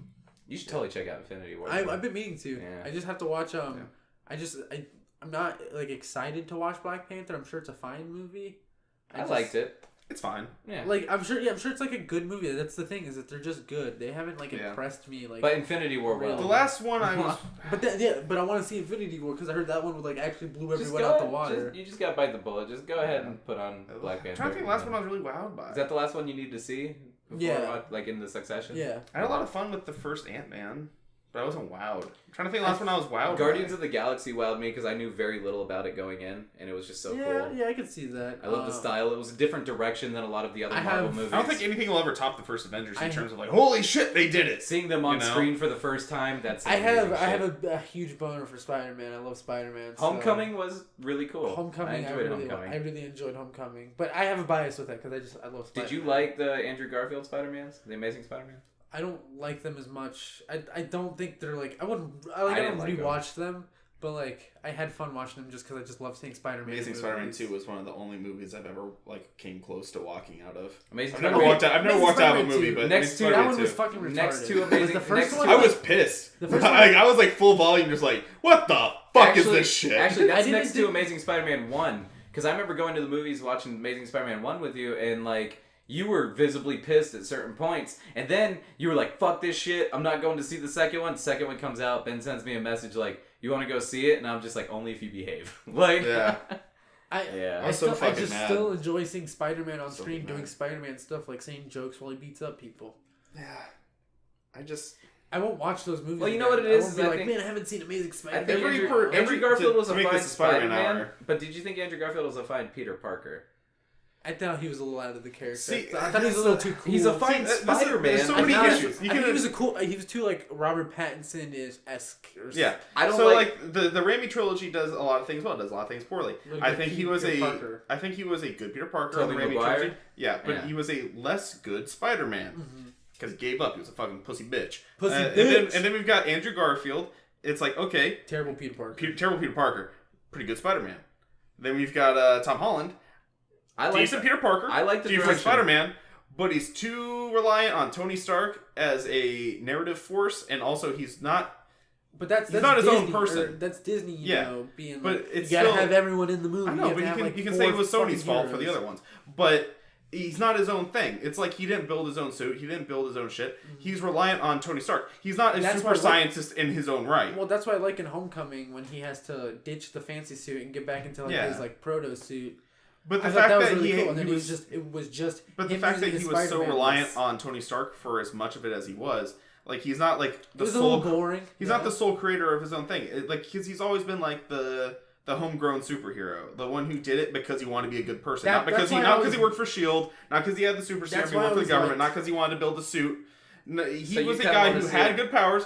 Great responsibility, wanted to do it on his own. That's what I liked about... So you want to see him pull away? But the first chance he got, he was like, Mr. Stark, I want to wear your suit. You're so cool. I want to be an Avenger. Which isn't what Spider-Man's necessarily been about. Then he says, I don't want to be an Avenger. Well, that was after. After he realized that kind of blows. But the mindset of this Spider-Man is way different than the other Spider-Men. Which is why I'm saying that that's why I'm saying each one has done something that is like a character flaw that is not Spider-Man to me. They're Spider-Men, but they are not the Spider-Man to me. So which one comes closest? You think they should reboot Spider-Man again? Which one comes closest is to channeling a Spider-Man that you want? Tom Holland or Tobey Maguire? Now, I know it's not Andrew Garfield. Honest to God, I'm really hoping that Into the Spider-Verse does it right. Oh, that'd be cool. I'm really hoping, because it's an older, more mature Peter that's mentoring Miles Morales. Like, I want him to be like the one who's like, they get it right. Because he's older, he's not reliant on all these other people, he's his own thing. Yeah, also they're not trying to tie it to the Avengers at all. They're not trying to tie it to the Avengers at all, so they're not going to bring up Tony Stark and all that shit. It's just Spider-Man doing Spider-Man stuff with some other Spider people. So essentially you just... And that gives them their outlets to do all those other things. Spider-Man of a movie Spider-Man it's like we got Vanilla Spider-Man, we got Miles Morales, Black Spider-Man. Nicolas Cage. Where's not? Right? Nicolas Cage Spider-Man. Is there a Nicolas Cage Spider-Man? He's Spider-Pig, isn't he? Isn't he? No. John Mulaney is. No, Nicolas Cage has some involvement in it, doesn't he? Or Spider-Man. No, he fucking doesn't. I'm pretty sure. Search Nicolas Cage. I heard. No. Search. Maybe it was a joke. Nicolas Cage is the first billing. Wait, is Nicolas Cage Spider-Man? No, I told you he's in it. He's Spider-Man Noir. Okay. Oh, he's the Spider-Man who kills people. That's the best one he could be. That's the perfect one he could be. You know what? This movie's okay. It already did it right. We haven't even seen it. All right, no. Spider-Man's. Can we just do an early review? I already like this movie. There's the anime girl Spider-Man. There's Spider-Gwen. There's the pig, right? Spider-Ham. Yeah, John Mulaney's a Spider-Pig from Big Mouth. Oh, it's because, I guess they're going through the Spider-Verse. Yeah, I got high hopes for it, man.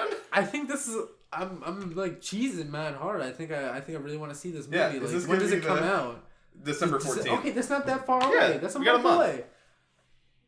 Alright, we gotta go see it. Fingers crossed. Fingers crossed. It's like, Sony, you've done me dirty. You did me dirty a lot. Look at this. Look at how much Marvel plays with our emotions right now. Of we were at each other's throats about Captain America, but now we're like, all right, dude, let's Spider-Man. Playing with our brains. I think Marvel has too much power with these cinematic universe movies. Let's go to our third movie, right? Yep, let's go to the third movie. Third movie.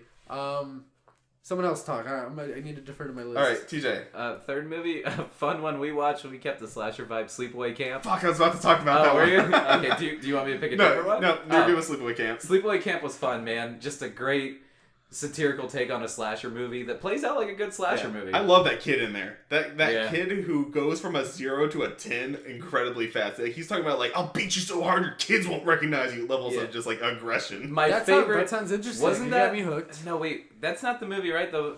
This blows dead dogs. Yeah. Yeah. Okay, it's one of my favorite things. It's a quote I can't get out of my head. Where some kid just like offhandedly goes like, "Man, this blows dead dogs," and I'm like, "What the fuck? That's awesome. That's such a good way of saying something really sucks." Yeah. And the practical effects. It's almost like it's like if you took Wet Hot American Summer and injected a slasher killer in it. Yeah, that sounds cool. Awesome. I can get behind that. Yeah, it's a fun movie. It's got some fun It's more kills. of a horror movie than I'd say than a comedy. Sean is in it. But it has good comedy.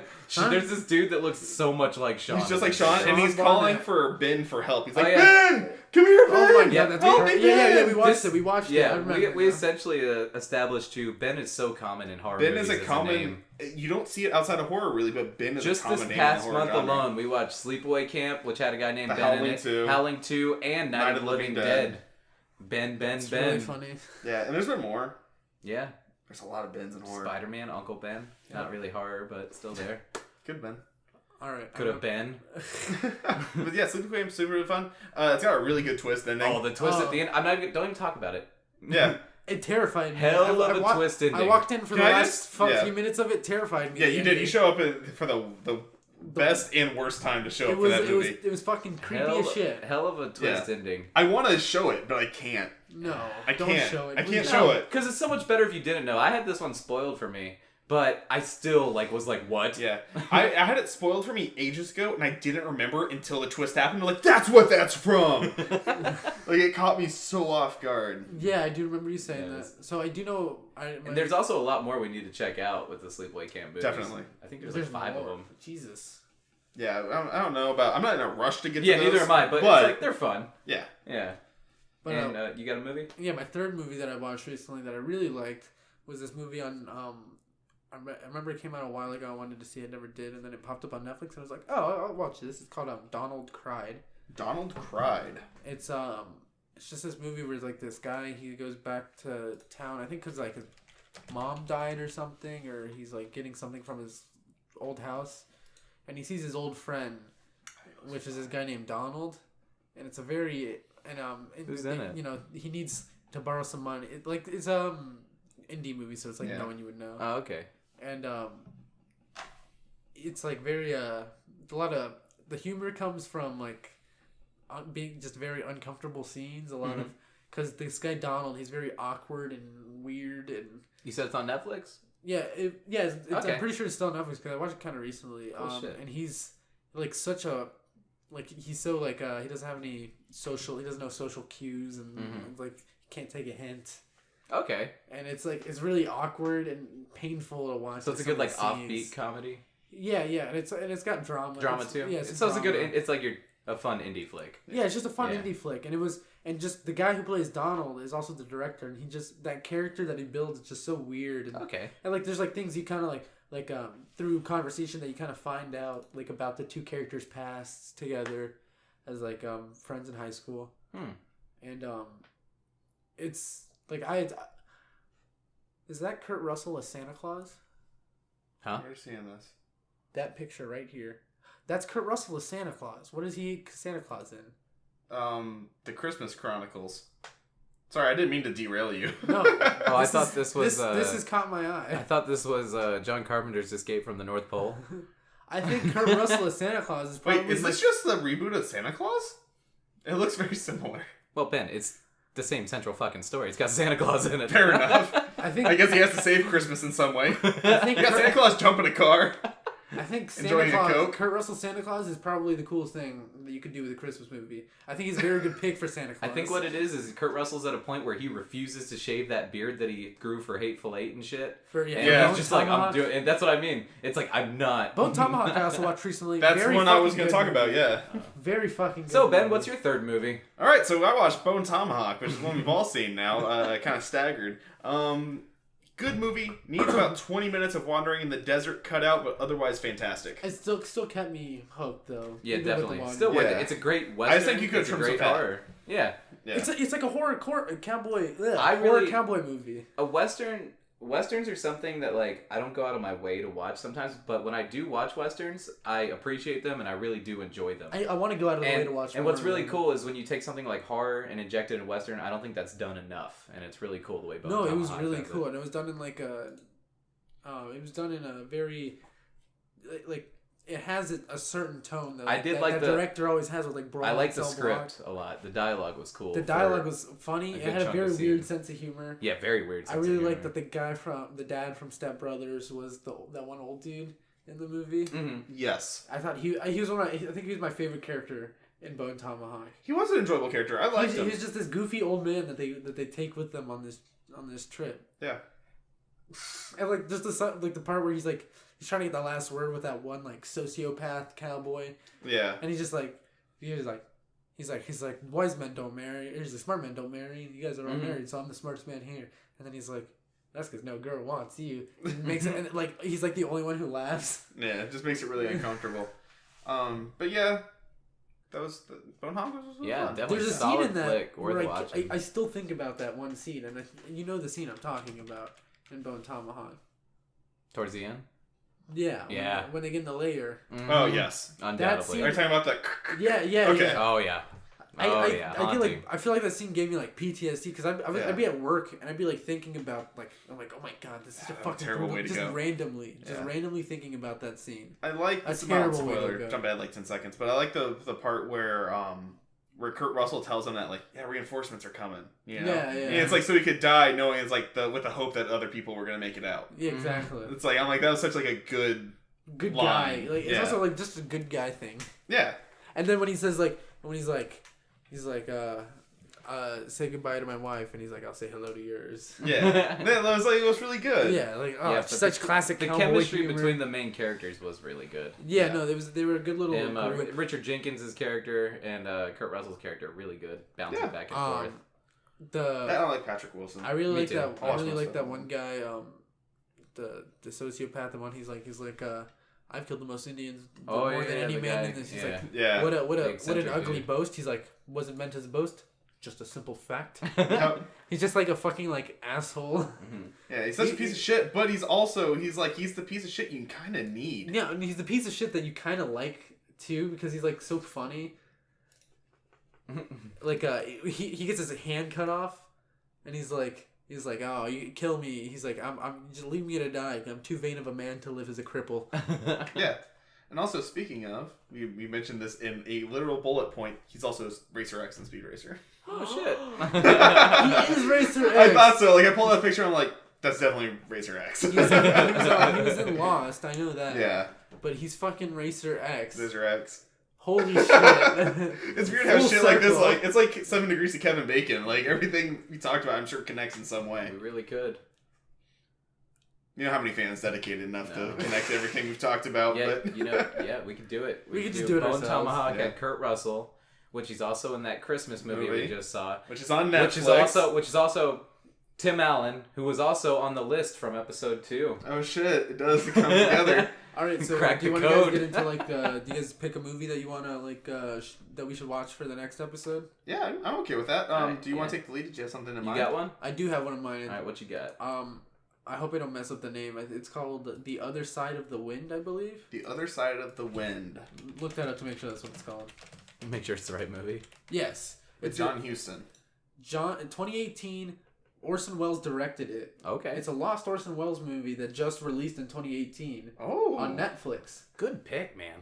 And I just saw like the trailer for it on Netflix and I was like, wow, I have to know more about this movie. And I looked it up and it was like, this is on Netflix? Yeah, it's on Netflix. Huh. He started making it in the 70s and there's a bunch of recuts and all that and this was released posthumously. It looks interesting. It's a mockumentary about a movie. He plays the main guy too. Or no, he doesn't. John Huston, yeah. It's about a movie director that kind of gets obsessed with this bullfighter. Okay. And it's just like it's kind of a response to Hemingway killing himself. Huh. So it's like a similar like like the artist is supposed to be like the director is supposed to be like a Hemingway-esque type character. Mm-hmm. Speaking of Hemingway, I just did a little bit of like a small dive into Hunter S. Thompson. whose biggest inspiration was Bailey's been talking to me about. Yeah. He's like, you need to read some Hunter S. Thompson books. I've seen very movies, fucking but interesting the books guy. are really Super interesting guy. Oh. His routine is not human. No, how's he alive? Yeah. How was he alive? I don't know if he's dead. Is he He dead? passed away. He's totally dead. Yeah. Several years ago. But I'm sure he lived too long for for what he did. For what he his did. style. Yeah. Yeah, he passed in 2005. Yeah, no, he lived way too long. He was born in 1937. He should have died when he was like 30. Yeah.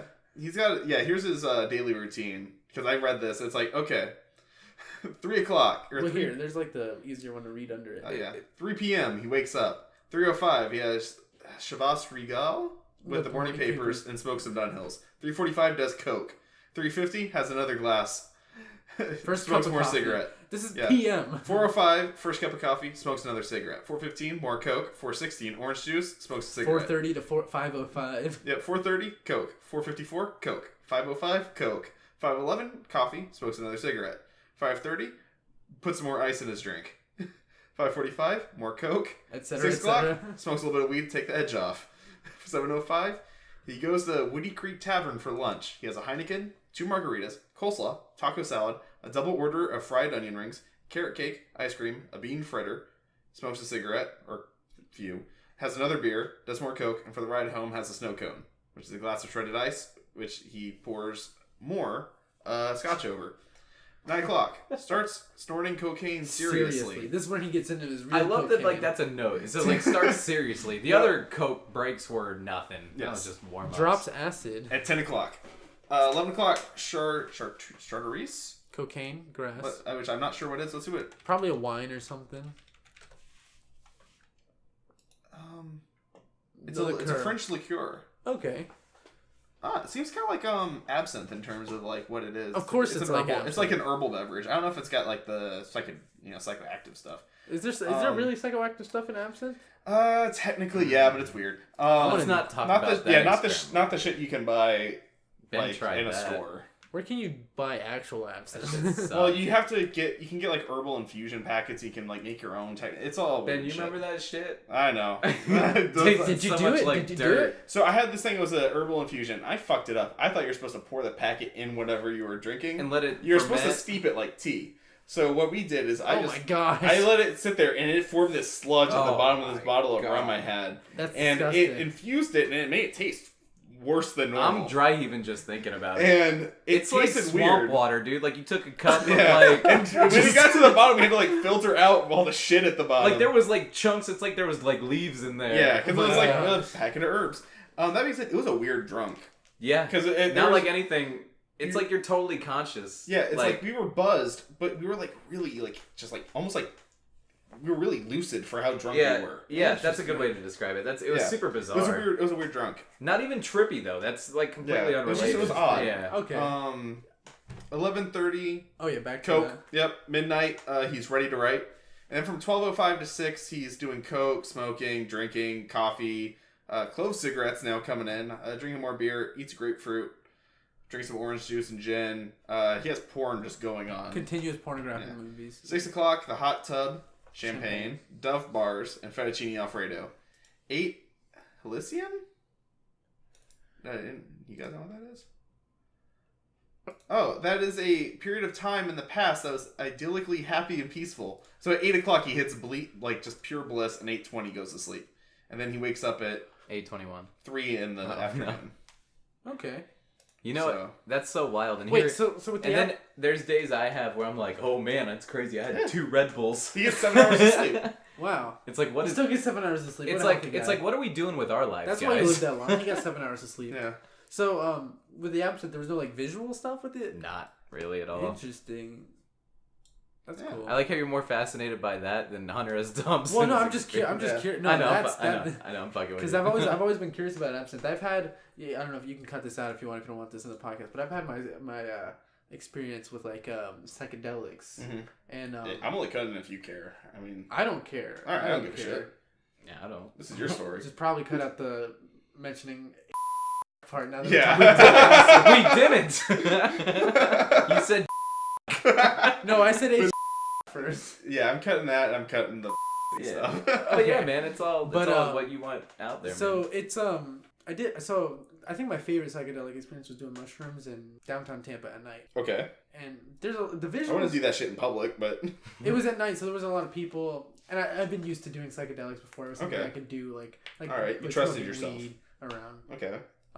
And the visuals are very similar to how acid is. It's a lot of just waviness. Okay. Visual see, as like a teenager, I thought acid, you see like actual like objects or whatever. Like the perceptions of it. But it's a lot of like the reality is different. It's a lot of like textures, like kaleidoscoping, like your fingerprints kind of doing that. Things just being wavy. You can see a lot of colors. You even hear like some like you can hear sounds. Yeah. Nothing like scary unless you're having a bad trip. I'm assuming. I've never had a bad trip.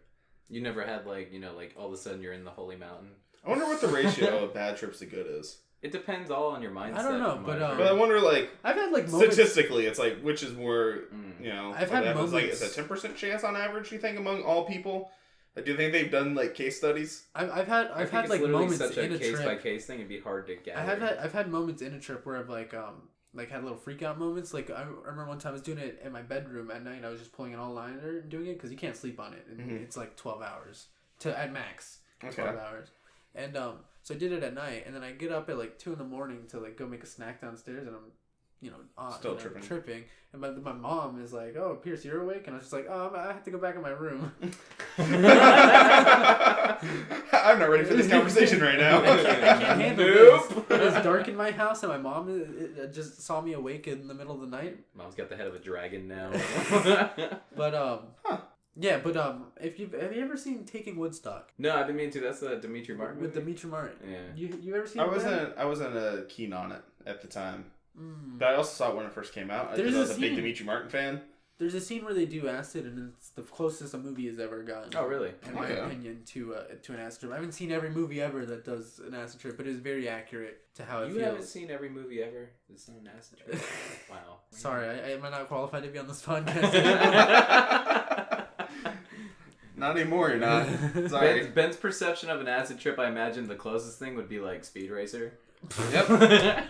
I'll be honest, if an acid trip was like Speed Racer, I would have been doing it for a lot longer. No. Color-wise though, there's a lot of colors like Speed Racer. I remember that. Yeah, just watch Speed Racer on acid. Every time I watch acid, man, we got a review week for you guys. Every time I'm on acid, I seem to want to watch The Office. Okay. And every time. Is it just because it's so mundane that like it balances out? No, you laugh a lot on acid. It makes it like It makes you feel like the Joker because you're just constantly laughing a lot in certain parts of it, not the whole time. But like I was watching like a compilation where it's just Jim doing pranks, and even though I've seen every prank that he's done, every prank blew my mind. Like, how does he think of these? How did he do that? How did he set that up? That's amazing. How the fuck did he get that stapler in the Jello? Everything. How did he gift wrap that desk to look like a desk, but there's nothing in it? Everything blew my mind. I'm like, this is the smartest prank ever. I could never be this clever. Like, Jim's got layers, man. But obviously, it's like a writing room of people all making these, so it's a lot easier. But that and Bob's Burgers seems to be something I visit a lot. All right. I can see having fun with Bob's Burgers. So you picked The Other Side of the Wind. Yes, I picked The Other Side of the Wind. It looks good. Looks good. I watched the trailer. It looks interesting. All right, TJ. So what's my pick? What's your pick? Does it have to be one that like? So this thing doesn't get too far away from us. Does it have to be one that I haven't seen? No, it's whatever, dude. I'm trying to think. Oh, fuck! I was banging everything. Ooh, that might. You know what? I know it's shaking. I'm gonna choose a movie that like we always go past, but like we've joked about it enough.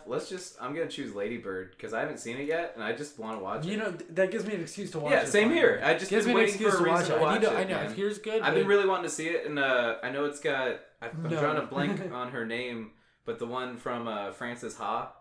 Oh. And I really enjoyed Frances Ha, and I mean I've heard good things about Lady Bird, so I want to check it out. All right. Yeah. And Ben, don't even lie. You've been wanting to watch it too. I know. We almost watched it the other night. I know. Yeah. I want to watch it. All right, so we're watching Queer Eye. More Than a Makeover's my pick. We have to watch the whole first season. The whole 2 seasons on Netflix. Yep. All right, what's your pick? My pick is I've talked about this for fucking good couple months. Hellraiser. The first Hellraiser? I've talked about it for fucking ages. I've been trying to talk TJ into sitting down and watching all of them. I'm in. Oh, so this could trigger it. Is that what we have to do now? This is the prototype. No, I'm just saying, like, you know, we'll see where it goes from here. This might be a personal excursion for the remaining films, but I want to at least watch the first one. You've got to watch at least the first one. You've never seen the first one? Oh, so that's why you're bringing it up. I like the premise. I thought it was something that we all saw and we just wanted to rewatch. Yeah, it gets into eldritch horror and weird shit and body horror, and it's like I love all about this stuff. The demons from Mandy kind of remind me of Hellraiser type stuff. All right. Yeah, the first Hellraiser is essential to any horror fan, and that's why I want I to watch it. haven't seen the second one. I need to watch that, but I'll watch the first one again for a refresher. So I can, you know what? I'm glad of you two that neither your movie picks or mentions were Enemy Mine or Killer Joe or Puppet Master, The Littlest Reich. Yeah, I'm glad that you decided to put me on full blast for not watching any of the movies that you picked at the end of the last episode. And I'm a good pal too for like all the movies we've watched, not one of them being those movies. You didn't shame us for not watching The Littlest Reich. We're talking about coming back and expanding the podcast, and not one is the one that like it was TJ's week. It's been like a month and a half. We watched everything under the sun that we've had the desire to watch. But I love you guys. I love you guys. The next so episode it's okay. we'll start at TJ. It starts at TJ since we did you dirty. Next episode you get to pick 3 movies. Yeah. If you want to do the same 3, no, you can. No, you can. No, whatever you want, TJ, to make it up to you. Don't you put this on me. All right. I mean, I think that's basically it. You know, it was nice to get back. I like recording. It's a shame that we lost an entire episode's worth of recording, but I think this one covers everything important. Yeah. We got the condensed versions of what we talked about then. Honestly, I thought we were talking for a lot longer than an hour and a half. I know, it felt a lot longer. We've spent a lot of time just dicking around. I think it's because we just talked about so many different things too. Yeah, I love it. This is why I think we start the podcast. This is the fun part, like you just. I mean, it means we still like watching movies too. Of course, but no. And I like editing. But like editing's fun. In terms of actually like doing a podcast, this is what you want out of it, man. Yeah. We have fun, and I hope that you guys all enjoy listening to our ridiculous ramblings. And go vote November 6th. This will probably come out afterwards. This will come out afterwards, but go vote November 6th. Yep. Ben, I hope you publish this. Let's be honest. You've probably already. You have to register to vote, though. So, like, you already fucked up if you didn't vote. Like, if you registered but choose not to vote, you made a weird choice in your life. Yeah, I'm registered to vote. I haven't voted yet. Yeah. Well, you fucked up because you're like, oh, wait, I registered to vote, but today was the day? I had a dentist appointment. Oh, no. True. Yeah. Yeah.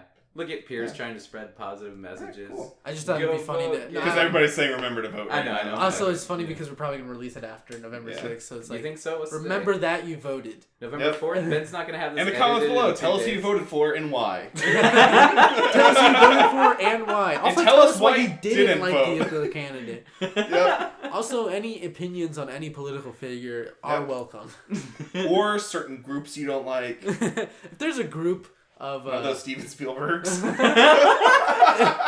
Is there a group like the Steven Spielbergs that you just don't like? In terms of groups, I'm just gonna say there's that one town that I fucking hate. I think Coolsville sucks. Yeah, but if you have feelings, like if you think, what did Megan Fox say? She called him the N-word, or nope, not that one. She said. She said that Michael Bay was like Hitler. Yeah, something like that. I knew it was close. Nope. All right, so we brought it back up to cut out again. back up. Thank you, Pierce. We also haven't mentioned 9/11, but like, comment, and subscribe. We forgot the 9/11 in every episode. Since we're being controversial, I'm just gonna say it. I thought Jennifer's body was all right.